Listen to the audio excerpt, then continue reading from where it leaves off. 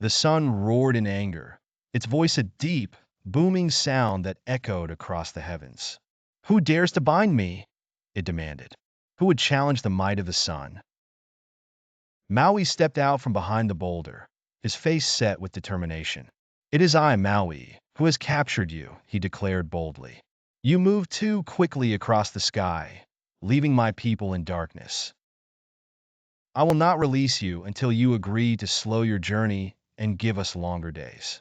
The sun glared down at Maui, its heat nearly unbearable, but Maui did not waver. He stood firm, his hands gripping the ropes as he stared into the blinding light. The sun, for all its power, could not break free from Maui's trap. Seeing that it was truly captured, the sun paused its struggle. It recognized that this was no ordinary mortal who had dared to challenge it. This was Maui, a demigod of great renown, whose deeds were spoken of across the islands. The sun knew that it could not simply overpower Maui, and so it considered his demand. "Very well, Maui," the sun finally said, its voice still tinged with anger. "I will slow my journey across the sky, giving your people longer days. But know this, the balance of the world is delicate, and if you keep me bound for too long, the consequences will be dire." Maui nodded, satisfied with the sun's promise. He slowly began to loosen the ropes, allowing the sun to move once more. But he kept a firm hold, ensuring that the sun would not break free until it had fulfilled its agreement. True to its word, the sun slowed its pace, its journey across the sky taking much longer than before. The days grew longer, and the nights shorter, and the people of Maui's village rejoiced. They praised Maui for his courage and cleverness, for he had succeeded where none had even dared to try. The crops flourished under the extended daylight, and the fish were plentiful in the sea. The people had more time to work, to play, and to enjoy the warmth of the sun. Maui was hailed as a hero, his name spoken with reverence across the islands.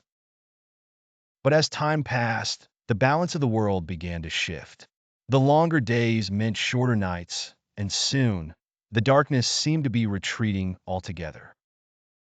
The once vibrant nights, filled with the soft glow of stars and the cool breath of the moon, were now but brief interludes between the sun's long reign. The gods, who had been watching Maui's actions with growing concern, knew that this imbalance could not continue. The world was not meant to be ruled by day alone, and the absence of night was causing a disturbance in the natural order. One night, as Maui lay sleeping in his hut, he was visited by the goddess of night, Hainui. She appeared to him in a dream, her presence filling the room with a sense of calm and serenity. Her skin glowed with the soft light of the moon, and her eyes were as deep as the night sky.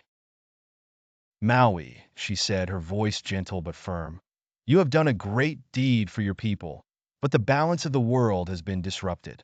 The sun's power is great, but so too is the power of the night. Without the darkness, the world cannot survive." Maui listened, his heart heavy with the weight of her words. He knew that she was right, but he also knew that releasing the sun entirely would mean a return to the short, hurried days of old. He was torn between his duty to his people and his responsibility to the world. "What must I do?" Maui asked, his voice filled with uncertainty. Haineka looked at him with compassion. "You must release the sun, allowing it to move freely once again. But trust that the sun will remember your plea and will not forget the needs of your people. The balance between day and night must be restored, for the world cannot exist without both." When Maui awoke, he knew what he had to do. He returned to his mother, Hina, seeking her guidance one last time. Hina, ever wise, told him that the goddess of night spoke the truth. "The world is a delicate balance, my son," she said. "Too much of one thing, even light, can bring destruction.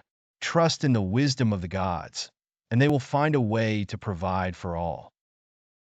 Reluctantly, Maui prepared to undo what he had done. He journeyed once more to the place where he had captured the sun, arriving just before dawn. The sun, still bound by the ropes, greeted him with a mixture of anger and curiosity. Maui, the sun said, have you come to tighten my bonds further, or have you realized the danger of what you have done? Maui bowed his head in respect. I have come to restore the balance, he replied. I release you from your bonds, but I ask that you remember the needs of my people. Let there be longer days in the summer, so they may have time to work and play.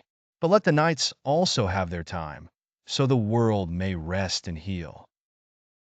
The sun, moved by Maui's humility and wisdom, agreed. I will honor your request, Maui.